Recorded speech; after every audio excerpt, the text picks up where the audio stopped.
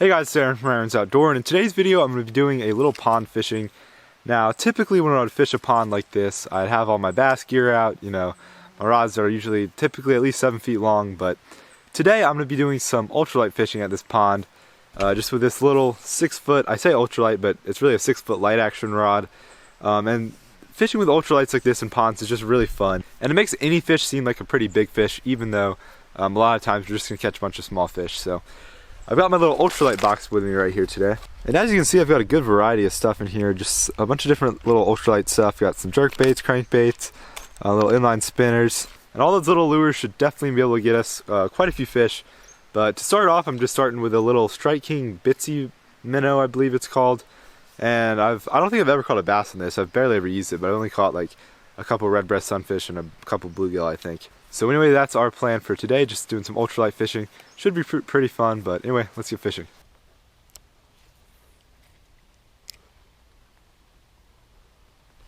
Ooh, nice. I saw that bass.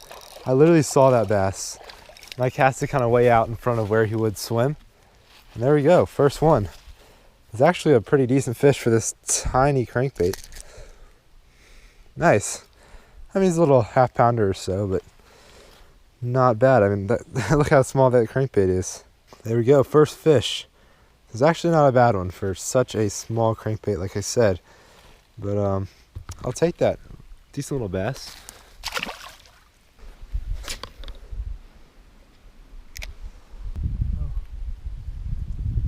Ooh, got one. I have my drag super loose. Maybe I'll just tighten it a little. Made it seem really big, but it's not that big. It must be a bass. I doubt this is a bluegill. Oh, can't even see it. Oh my goodness, it is a bluegill. It's just a really nice bluegill. This is actually a really big bluegill. Yeah, this is a nice bluegill. Oh my goodness. Oh my, look how fat that bluegill is. Holy cow. So we actually, I don't know if bluegills are bedding this time of year or what, but that is a fat bluegill. That's probably the fattest bluegill I've ever caught. I don't really know what a good weight for a bluegill is, but I'm just gonna weigh this one because he is so fat. Hopefully y'all can see that. I mean, I doubt he weighs any more than half a pound, but still just interested to see. Okay, half a pound. I mean, that's still big for a bluegill. So it's actually a half-pound bluegill. Might be my biggest bluegill ever, actually. Just because of that huge belly. I mean, it could be my biggest. I don't really know, but anyway.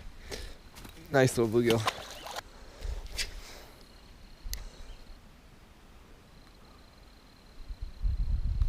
Ooh, nice. Maybe I need to tighten this drag a little more. Not a bad bass, though. Actually, this is actually catching bigger fish than I expected. Oh, there we go.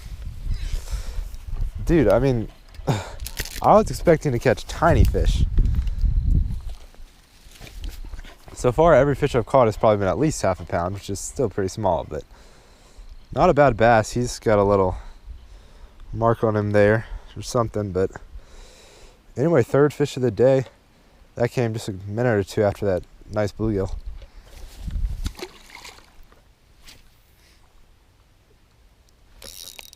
Got one. Something.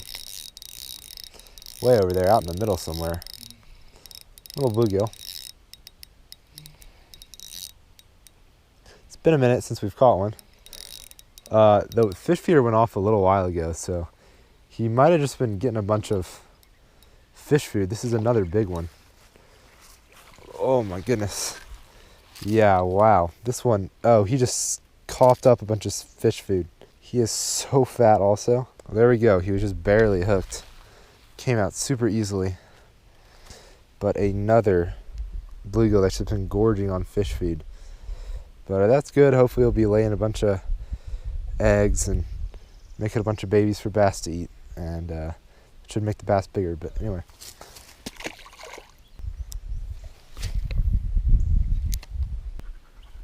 I mean, I'm fishing a tiny crankbait too. Like, oh, there's one.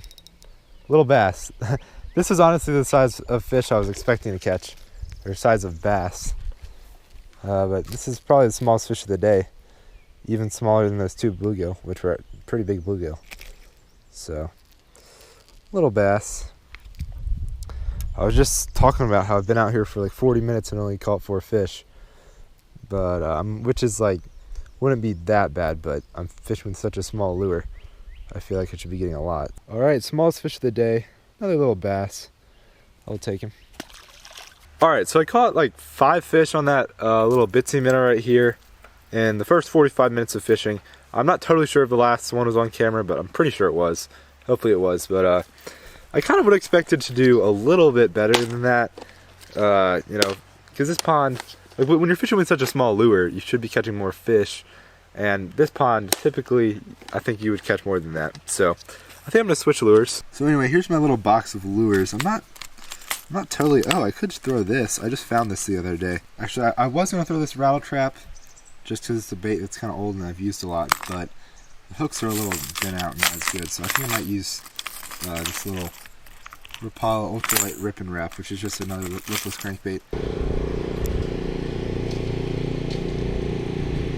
Ooh, nice, I got him. I think this fish was on a bed.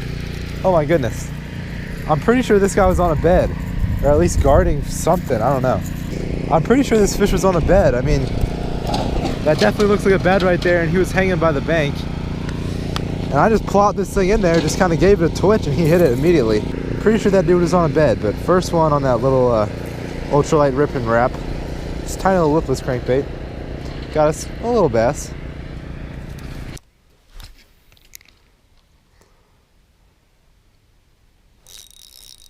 Got something. Small, but it's running at me, whatever it is. It's a bluegill. There we go. Well, I was just about to switch from this lure. We're in the other pond now, and this bluegill is not super fat. There's not a fish feeder in this pond, so probably not quite as fat in here, but that's definitely still a very healthy bluegill. And not a bad one. Oh, he's peeing a little. Well, there we go. Yeah, this rip and wrap hasn't been catching as many. I've still gotten a lot of fish following it, just not many fish committing to it. All right, well, this is number 7 on the day, actually, so. Oh, my dog is going crazy, but anyway.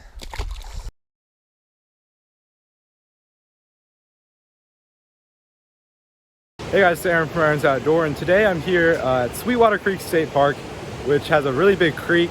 It's kind of high right now, so I don't know how active the fish will be, but I'm here with John from Creek Fishing Adventures, and we're going after some shoal bass today. There's supposed to be a lot of shoal bass in here, which we both want to get for the Georgia Black Bass Slam. Unfortunately, it does have to be 15 inches, but I think we could it's definitely possible to catch one that big. So anyway, there he is, and we're getting ready to go fishing right now.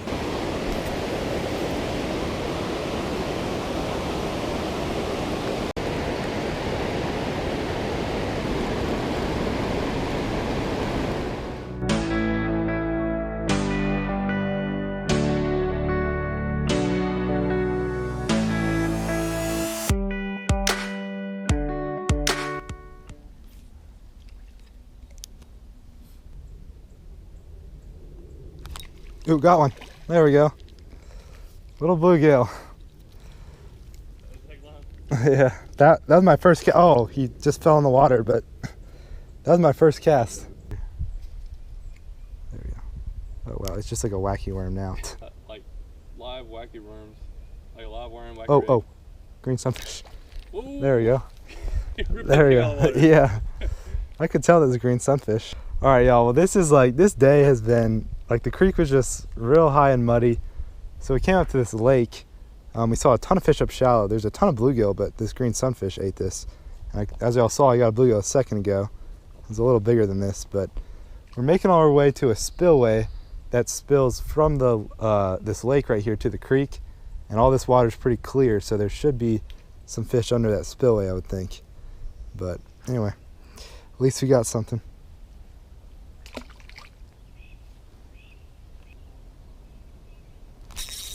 Got him. Oh man, my drag is super loose.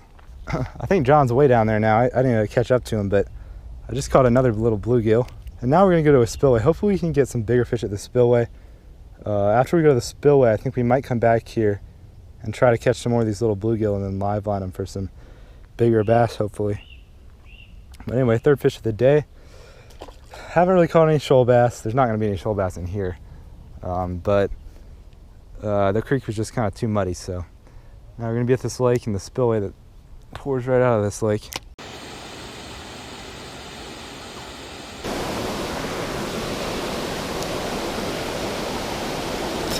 Got one. There we go. All right, well we went below this spillway. The spillway is kind of farther upstream, but my first cast in this little creek, I got one. John's fishing in the main creek over there. There's a little bit of like clearer water. But I got another bluegill. It's something. All right, well, just another little bluegill. All right, so chances are you're probably a little bit confused about where I am right now. And I'm at Sweetwater Creek State Park, and we started off the day at Sweetwater Creek, which runs through the park, but it was really muddy, it was really high, so we weren't able to catch any shoal bass there, so we just came up to the lake that's here. So there's like a big lake and that creek in this state park. And as y'all saw, I caught a few bluegill and little green sunfish here. And then we went to the spillway where like the water comes out of this lake, and there's a little creek there that ran out of it. I caught a couple fish there. Just a couple more little bluegill. But John is at his truck right now. He's going to get a bucket, and we're going to try to catch some little panfish, like some little bluegill, little sunfish, and live line those for some bigger bass, because we saw a few bass, but they really were not hitting lures. They're actually kind of going after the little bluegill and stuff up by the bank. So we're just going to catch some bluegill. We know we can catch some more of those, and maybe catch some big bass too. All these little bluegill around here. I just have some little worms that I found in my backyard yesterday, and they should work pretty well. I already caught some on it, and like I said, they should work pretty well. This is actually a pretty nice sized bluegill. I mean, John's not here yet with a bucket. I could put them in this little plastic bag though, but I just filled it with water. I will take this little dude. There's a bunch of them here, so we should definitely be able to catch some more. This day is not turning out how, you know, we planned it, but it's still fun if we can catch some fish, even though they're small. Okay, another bluegill. It's probably one of the bigger ones. To live line a fish, we probably would want one a little smaller than that. Okay, so that's a tiny piece of worm right there, but I still might be able to catch one on it.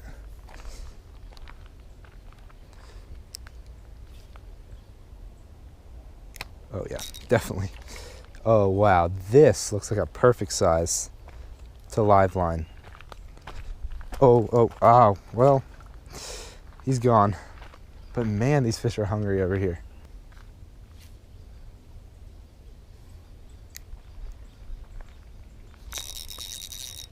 Nice bluegill, wow.